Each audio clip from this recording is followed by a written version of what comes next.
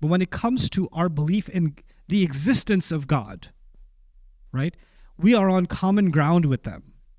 We're actually on common ground with them. And their response to modern philosophy and atheism is actually they're doing a better job at it than we are.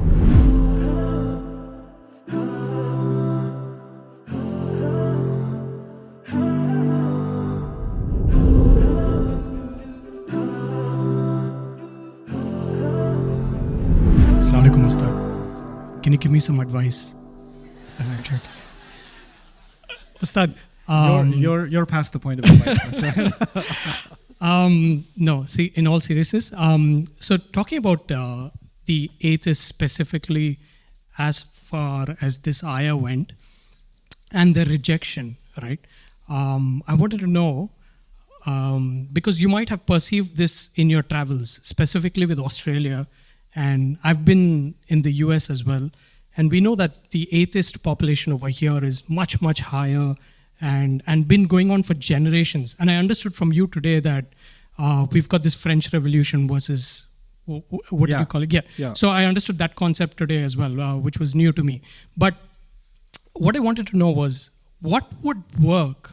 Like, for example, I've observed that when speaking to atheists or agnostics, they love the feeling of the appreciation of family that we have as Muslims, right?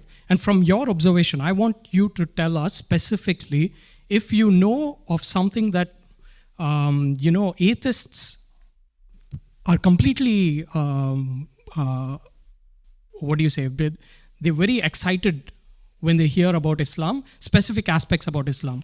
So if you know from your experiences, and this will enable us to talk better with our atheist and agnostic neighbors who are in the millions over here in Australia. Okay. Thank you. I used to have exchange with atheists decades ago. I don't do debate type stuff or those kinds of conversations much anymore. I do a lot of readings. I know people that are in that space that study even Ilm al-Kalam and things like that and the Kalami arguments. One course that I really like recently came out by Sheikh Hamza Karamali. Those of you that are interested in understanding atheistic arguments and how to discuss them intelligently, he made a course on Basira Institute, Al-Basira Institute. It's called Why Islam is True. So he's taken the classical mutakallimin arguments and given a 2.0 to them, and he did a really good job with it, I think. It's called Why Islam is True. So that would be a nice place to start. But yeah, atheists, generally, they look at Muslims and say, I love how you guys eat your food. Oh, your family is it's so cozy, it's so warm. And they'll say all these things like, I'll tell you, at some level, I find it condescending. Because, Europeans and Americans, whoever, you know how they make like Discovery Channel documentaries of animals? And they have the cameraman in the distance. Here we have the leopard, perched in the deep grass. And he's off.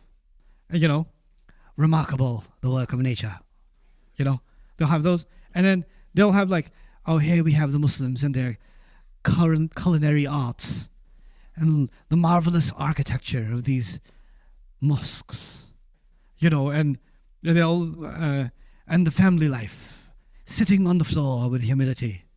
Praying to their God, like it's just, so we're just there's this implicit like superior species that's looking down on these Eastern cultures, like they are looking at the animals in the savannah desert or in the Africa jungle, and just so fascinating. Your outfits are so fast. They're so cultural. They're so festive. I love your colors.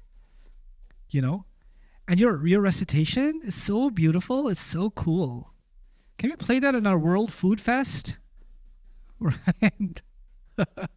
And Muslims are like, hey, they like our biryani. Oh my God, they like our biryani. This is so amazing. Like, Allah gave us the most powerful message ever revealed. And we're happy that somebody likes our sandals.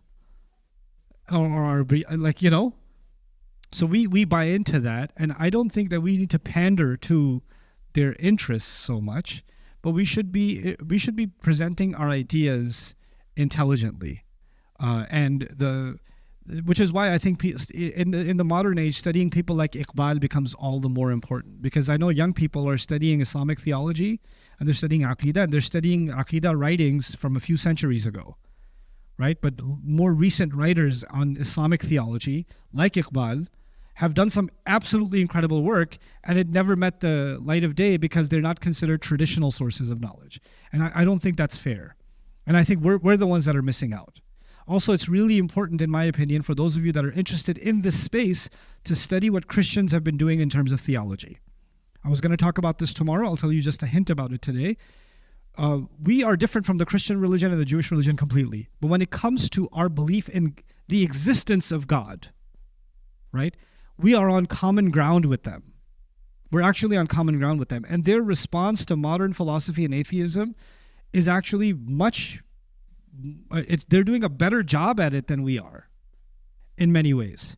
And their critique of modern thought, they're doing a better job of that, some Christians are, than we are. And actually on that front, ta'awanu 'ala al-birri wa taqwa, cooperate. Take their arguments, learn from them, no problem. And in history, they learned from us.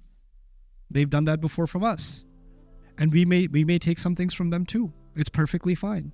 Nothing of shirk, nothing of kufr, nothing that violates our scripture. But some of the intellectual work they're doing in this space is actually very valuable. And we should be on a united front in those things. Anyway. Assalamu alaikum everyone. There are almost 50,000 students around the world that are interested, on top of the students we have, in studying the Quran and its meanings and being able to learn that and share that with family and friends. And they need sponsorships, which is not very expensive. So if you can help sponsor students on Bayyinah TV, please do so and visit our sponsorship page. I appreciate it so much, and pray that Allah gives our mission success and we're able to share the meanings of the Quran and the beauty of it the world over.